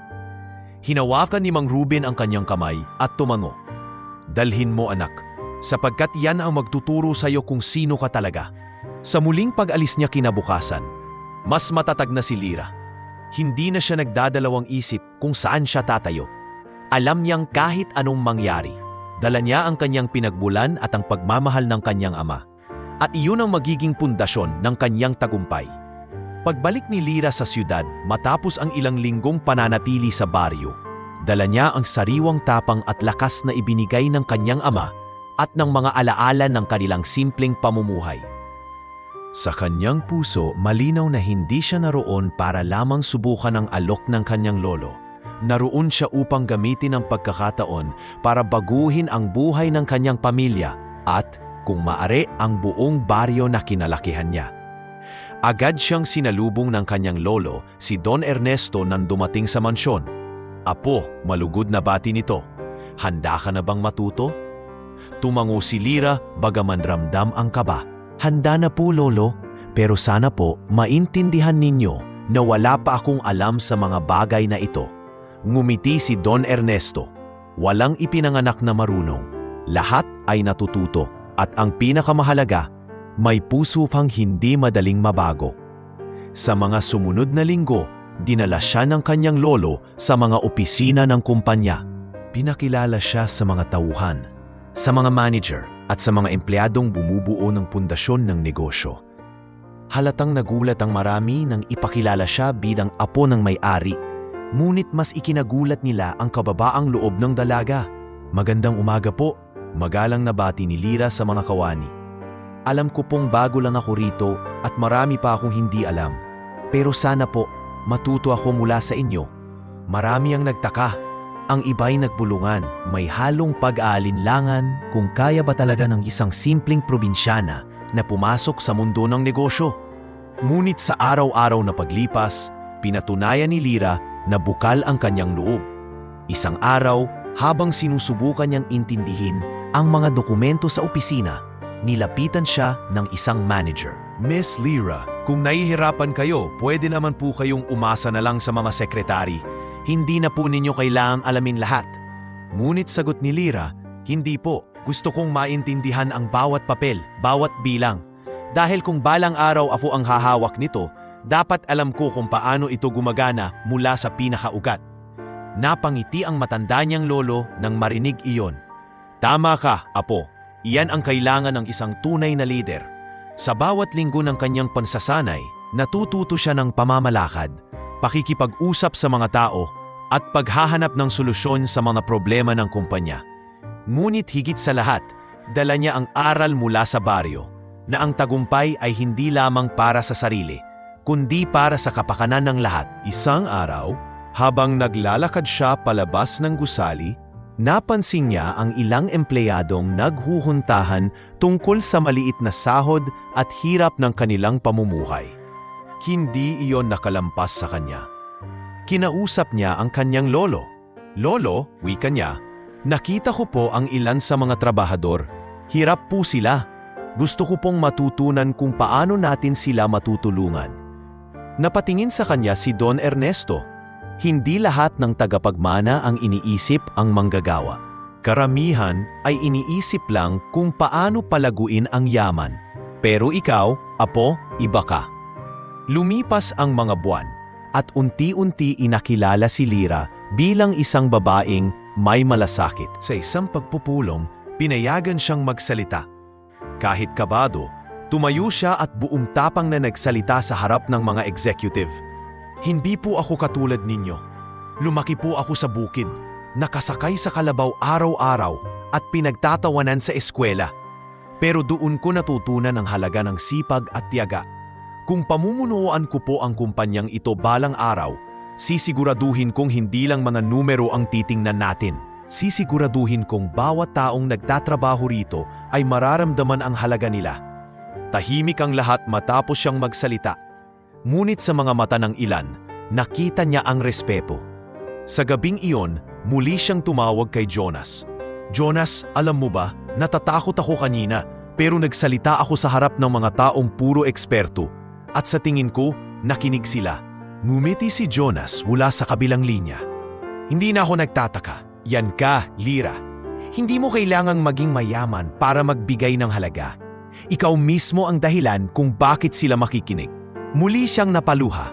Ngunit ngayon, luha iyon ng pag-asa. Lumipas ang panahon at hindi lamang siya natutong mamahala, natuto rin siyang magbalik. Unti-unti niyang inisip ang mga paraan upang matulungan ang baryo. Nagsimula siyang magplano ng mga proyekto para sa mga magsasaka, para sa mga batang katulad niya noon na hirap makapasok sa eskwela. At nang isang gabi, kinausap siya ng kanyang lolo. Bakas ang pagmamalaki sa tinig nito. "Apo, hindi ko na kailangang mag-alinlangan. Alam kong sa tamang oras, ikaw ang magiging mukha ng pamilyang ito. At higit doon, ikaw ang magiging dahilan ng pagbabago."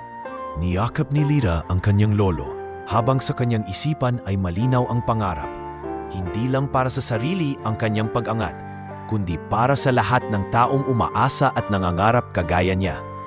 Lumipas ang ilang buwan at mas lali pang nakilala si Lyra sa kumpanya ng kanyang lolo. Unti-unti na siyang natutong humawak ng mas mabibigat na tungkulin. At sa bawat araw na lumilipas, lumalakas ang kumpiyansa ng mga empleyado sa kanya. Hindi na lamang siya basta isang apo ng mayaman. Nakikita na siya bilang isang lider na may malasakit.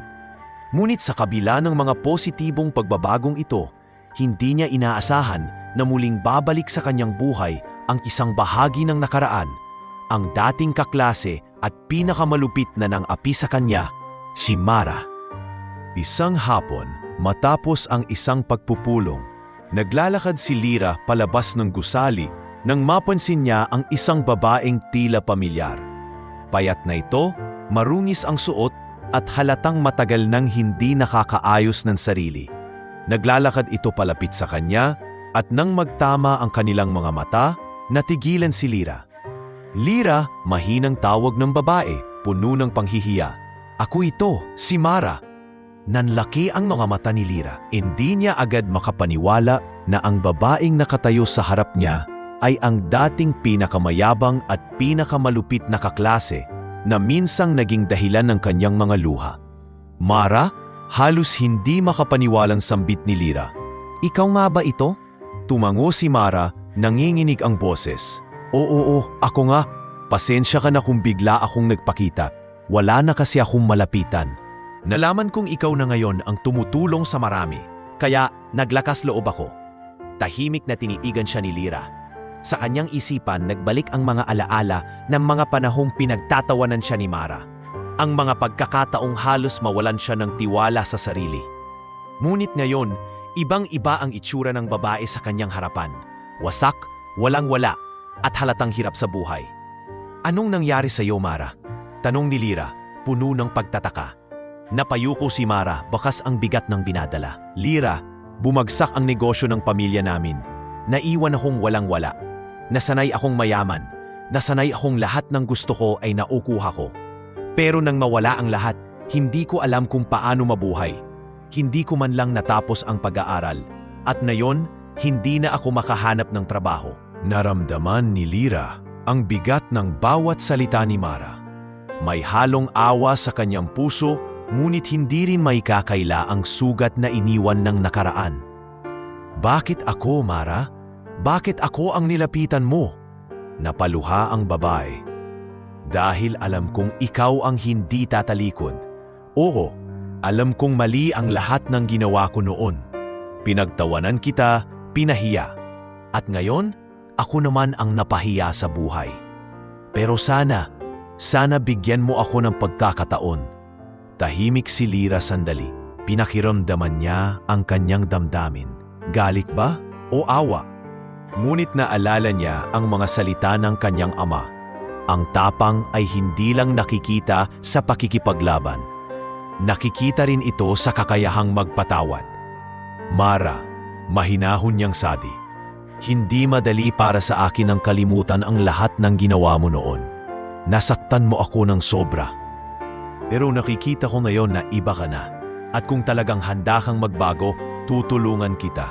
Napasinghot si Mara at agad na lumuhod sa harapan ni Lyra. Salamat, Lyra. Hindi ko inakalang gagawin mo ito. Hindi ko deserve ang kabutihang ito. Pinatayo siya ni Lyra at hinawakan sa balikat. Lahat tayo ay may pagkakamali. Ang mahalaga ay natututo tayo. Kung handa kang magsimula ulit, bibigyan kita ng pagkakataon. Ipinakilala niya si Mara sa kanyang lolo at sa ilang tauhan sa umpanya. Bagamat nagulat ang mga ito sa kanyang desisyon, malinaw ay Lyra ang kanyang nais. Hindi ko siya tinanggap bilang kaibigan agad. Tinitingnan ko siya bilang isang taong nangangailangan ng pagkakataon. Kung kaya ko, bakit hindi? Lumipas ang mga linggo, nagsimula si Mara bilang simpleng empleyado sa kumpanya. Sa unay, hindi makatingin ng diretso sa mga tao, laging nahihiya. Ngunit sa tulong ni Lyra, unti-unting bumalik ang kanyang kumpiyansa sa tamang paraan, hindi sa kayabangan, kundi sa pagpapakumbaba. Isang gabi, habang magkasama silang naglalakad palabas ng gusali, nagsalita si Mara. Lyra, hindi ko alam kung paano ako makakabawi sa iyo. Pero nangako ako sa sarili ko, hindi ko na ulitin ang ginawa ko noon. At gagawin ko ang lahat para maging karapat-dapat sa tiwalang binigay mo. Ngumiti si Lyra at tumingin sa kanya. Hindi mo kailangang bumawi sa akin, Mara. Ang kailangan mo lang ay patunayan sa sarili mo na kaya mong bumangon. At kung darating ang araw na makatulong ka rin sa iba, gawin mo iyon. Iyon ang magiging pinakamagandang paraan ng pagbabalik. At sa gabing iyon, habang nakatingin si Lyra sa mga bituin, naramdaman niyang natupad ang isa pang bahagi ng kanyang laban. Hindi lamang siya lumaban para sa sarili. Natuto rin siyang magpatawad at sa pagpapatawad na iyon, mas lalo niyang naunawaan ang tunay na kahulugan ng pagiging malakas. Makalipas ang ilang buwan mula nang tanggapin ni Lyra si Mara sa kumpanya, unti-unti nang nakakaagapay ang dating mapagmataas na kaklase sa bagong buhay. Sa simula, maraming empleyado ang nagdududa sa kakayahan ni Mara. May mga bulong-buluman sa opisina. Hindi ba't siya yung kilalang suplada dati? Ano kaya ginagawa niya rito? Baka naman sinasakyan lang si Miss Lyra. Hindi kaya nagbago talaga? Ngunit hindi natinag si Mara. Araw-araw siyang pumapasok ng maaga nang susumikap matutunan ang mga gawaing ibinibigay sa kanya. At hindi umiimik kapag may pintas. Tahimik lang siyang gumagawa na para bang pinipilit patunayan na hindi na siya ang dating Mara. Isang araw, habang abala si Mara sa pag-aayos ng mga dokumento, dumaan si Lyra at napansin ang kanyang kasipagan. Lumapit siya at numiti. "Mara, napapansin ko, iba ka na ngayon. Hindi ko akalaing ganito ka kasipag." Napayuko si Mara at mahinhin na ngumiti. "Lyra, dati kasi sanay akong lahat ng bagay madali kong nakukuha. Hindi ko alam ang halaga ng pagsisikap. Pero nang bumagsak ang buhay namin, doon ko lang nakita kung gaano kahirap magsimula. Ngayon, natutunan kong pahalagahan ang bawat maliit na hakbang." Natuwa si Lyra sa narinig. "Mara, iyan ang pinakamahalagang leksyon. Ang matuto mula sa mga pagkakamali. Ipagpatuloy mo lang." Habang tumatagal, hindi lamang si Lyra ang nakapansin sa pagbabago ni Mara. Pati mga kapwa-empleyado ay unti-unti nang natutong magtiwala sa kanya. Kapag may bagong trabahador na nahihirapan, si Mara mismo ang unang nagbibigay ng tulong. "Halika, tutulungan kita rito," sabi niya minsan sa isang kasamahan. "Salamat Mara," tugon ng isa, halatang nagulat sa kanyang kabaitan. Sa bawat araw na lumilipas, natutunan ni Mara na ang respeto ay hindi nakukuha sa kayamanan o sa pagpapakitang gilas, kundi sa malasakit at sa gawa.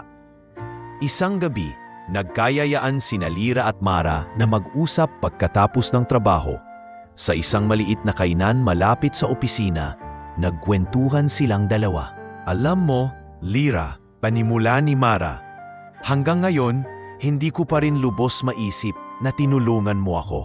Kung ako ang nasa kalagayan mo, baka hindi ko nagawang patawarin ang taong nanakit sa akin." Ngumiti si Lyra at tumingin sa kanya. "Mara, hindi madali para sa akin. Pero naisip ko, kung hindi ko bagawin, hindi rin ako matututo. At isa pa, lahat tayo ay may pagkakataon na magbago. Kung hindi ko ibibigay sa'yo ang tsansa, paano mo mapapakita na iba ka na?" Tumulo ang luha sa mga mata ni Mara. "Salamat, Lyra. Hindi lang sa trabaho mo ako tinulungan. Tinuruan mo rin akong makita ang halaga ng pagpapakumbaba at pagbabago. At sa bawat araw, gusto kong patunayan na hindi ako magsasayang ng pagkakataong ibinigay mo." Habang nag-uusap sila, ramdam ni Lyra na totoo ang sinasabi ni Mara.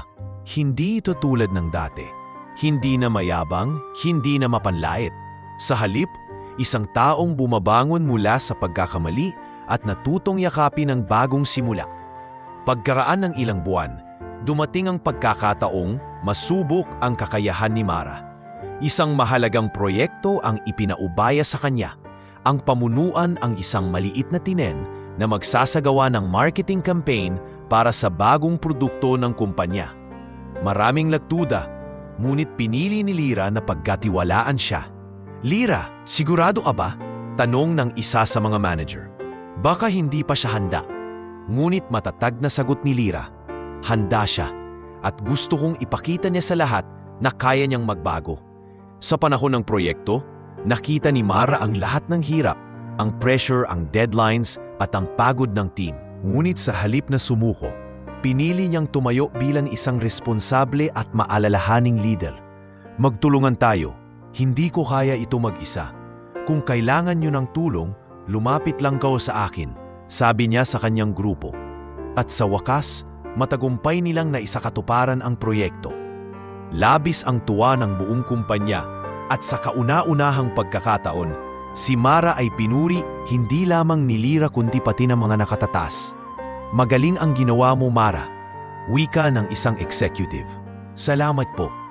Pero hindi ko po ito magagawa kung hindi nagtulungan ang lahat. Sagot ni Mara, sabay lingon sa kanyang team. Sa gabing iyon, kinausap siya ni Lira. Mara, proud ako sa'yo. Hindi lang sa proyekto. Proud ako kasi pinatunayan mong kaya mong baguhin ang landas ng buhay mo. Huminga ng malalim si Mara at tumingin sa kanya. Lira, kung may natutunan ako, ito yon. Hindi kailanman huli ang magsimula muli. At kung sakaling bumalik ang panahon, hindi ko na uulitin ang mga mali ko. Ngumiti si Lira at sa kanyang puso, alam niyang tama ang naging desisyon niya. Ang dating kaaway ay naging isang halimbawa ng muling pagsilang. Isang patunay na kahit gaano kalalim ang sugat ng nakaraan, may pag-asa pa ring gumaling at magsimula ulit. Sa mga sumunod na buwan, naging katuwang si Mara sa mga plano ni Lira para sa kumpanya at higit pa ron, naging inspirasyon siya sa mga empleyado na minsan ay nagkamali rin, na tulad niya ay may kakayahang bumangon. Habang patuloy na lumalakas ang loob ni Lira at unti-unti nang natatanggap ng lahat ang kanyang kakayahan, dumating naman ang panibagong hamon. Isang malaking pagsubok ang sumalubong sa kumpanya, isang kalabang kumpanya na matagal nang naghihintay ng pagkakataong gapiin sila ang nagsimulang gumawa ng paraan upang sirain ang reputasyon ng kanilang negosyo. Isang umaga, nadatnan ni Lira ang kanyang lolo sa opisina. Hawak ang isang makapal na folder ng mga ulat. Bakas sa mukha nito ang pag-aalala. Apo, kailangan kitang makausap. May problema tayo. Agad siyang naupo sa harap ng mesa. Ano po iyon, Lolo? Ibinukas ni Don Ernesto ang folder at inilatag ang mga dokumento. Ang kumpanya ni Valderrama Group, matagal na silang kakompetensya napin. Lira, hindi mo kontrolado ang kasinungalingan ng iba, pero kaya mong ipakita ang katotohanan. Kung kilala ka ng mga tao, kung makita nila na totoo ang malasait mo, hindi sila basta maniniwala sa mga paninira. Napaisip si Lira, totoo nga, kung susuko siya ngayon, mawawala lahat ng pinaghirapan niya at ng kanyang lolo. Kinabukasan, nagbasya si Lira na humarap mismo sa problema. Sa isang pulong kasama ang mga executive, ipinaliwanag niya ang kanyang plano. Hindi natin lalabanan ang pasinungalingan sa pamamagitan ng isa pang kasinungalingan. Lalabanan natin ito sa pamamagitan ng katotohanan. Maglulunsad tayo ng programa kung saan makikita ng publiko kung paano ginagawa ang ating produkto, kung paano natin pinahahalagahan ang ating mga manggagawa. At ngayon, nagsimula silang magpakalap ng maling impormasyon laban sa atin. Sinasabi nilang bumabagsak ang kalidad ng mga produkto natin na hindi na tayo maaasahan. Nagulat si Lira, pero Lolo, hindi po totoo yun. Alam natin na mas pinapahalagahan natin ang kalidad at ang mga manggagawa. Paano nila nagagawang sirain tayo ng ganun? Sa negosyo, Apo, malungkot na tugon ng matanda. Hindi laging patas ang laban. May mga taong gagawin ang lahat para lang manalo. Mabigat ang pakiramdam ni Lira. Kinagabihan, tinawagan niya si Jonas upang mailabas ang kanyang sama ng loob. Jonas, hindi ko alam ang gagawin. Para bang lahat ng pinaghirapan ng kumpanya ay gustong wasakin ng mga taong walang pakialam sa tama o mali. Sa kabilang linya, kalmado ang tinig ni Jonas. Ipapakita natin na hindi lamang ito negosyo, kundi pamilya. May ilan na nag-alinlangan. Lira, hindi ba masyado kang idealistic? Sa larangan ng negosyo, hindi ganoon kadali. Ngunit mariin ang kanyang sagot. Kung susuko tayo sa paninira nila, ibig sabihin tama sila. Pero kung patutunayan nating mali sila, mas lalo tayong titibay. Sumang-ayon ang kanyang lolo at sinuportahan siya. Iyon ang dahilan kung bakit alam kong kaya mong humawak nito balang araw. Dahil hindi ka natatakot tumaya sa tama. Mabilis na kumilos si Lira at ang kanyang team. Tinulungan siya ni Mara, na ngayon ay mas determinado na ring patunayan ang kanyang sarili. Lira, hayaan mo ako ang mamahala sa komunikasyon. Dati akong mahusay sa pakikisalamuha, pero ngayon gagamitin ko na para sa tama. Ngumiti si Lira. Salamat, Mara. Alam kong maaasahan kita. Kasama ang ilang empleyado, nagsagawa sila ng mga programa sa komunidad. Ipinakita nila kung paano tinutulungan ng kumpanya ang mga magsasaka. Kung paano sila nagbibigay ng scholarship sa mga batang walang kaya. At kung paano sila nagtataguyod ng patas na sahod para sa lahat. Hindi ito naging madali. Kailangan nilang magtrabaho ng lampas sa oras, kumarap sa media at tiisin ang papikos ng kalaban. Isang araw, nakaharap ni Lira ang mga mamamahayag sa isang press conference. Bagamat nanginginig ang kanyang kamay, tumayo siyang matatag. Hindi kami perpekto, pero kailanman hindi namin ginawang laruan ang buhay ng aming mga manggagawa. Ang kumpanya namin ay hindi lang tungkol sa kita, ito ay tungkol sa tao. At kung iyon ay itinuturing ng iba na kahinaan, handa akong maging mahina. Tahimik ang silid at sa mga mata ng mga taong naroon, nakita niya ang respeto. Unti-unting nagbago ang ihip ng hangin. Mas marami ang naniwala sa kanya kaysa sa mga kasinungalingan ng kalaban. Kinagabihan, kinausap siya ng kanyang lolo. Apo, hindi ko akalaing kaya mong pangunahan ang ganitong laban. Proud ako sa iyo. Ngumiti si Lira, ngunit may luha sa kanyang mga mata. Lolo, hindi ko ito magagawa kung hindi ko natutunan ang lahat mula sa baryo, kay tatay at sa lahat ng taong naniwala sa akin. Hindi ko po balak sukuan ang laban kahit gaano kahirap. Sa puntong iyon, naramdaman ni Lira na isa-isa nang natutupad ang kanyang mga pangarap. Hindi lamang siya basta nakikilala bilang tagapagmana ng isang bilyonaryo. Nakikita na siya bilang isang lider na may puso, isang babaeng marunong lumaban hindi para sa sarili lamang, kundi para sa lahat ng umaasa sa kanya. Ngunit sa kanyang isipan, alam niyang hindi pa rito nagtatapos ang lahat. Mas malalaki pang pagsubok ang darating at kailangan niyang maging mas matatag kaysa kailanman. Makalipas ang ilang buwan mula nang matagumpay na mapanindigan ni Lira ang kumpanya laban sa mga paninira ng kalaban, unti-unting bumalik sa normal ang takbo ng negosyo. Sa halip na masira, mas lalo tang lumakas ang tiwala ng publiko. Lumaki ang kita ng kumpanya at lumawak ang kanilang impluwensya. Ngunit higit sa lahat, naging mas matibay ang kanilang pangalan sa industriya. Isang gabi, magkasamang nakaupo sa balkonahe ng mansyon si Lira at ang kanyang lolo. Tahimik silang nagmamasid sa mga ilaw ng syudad habang umiinom ng mainit na tsa.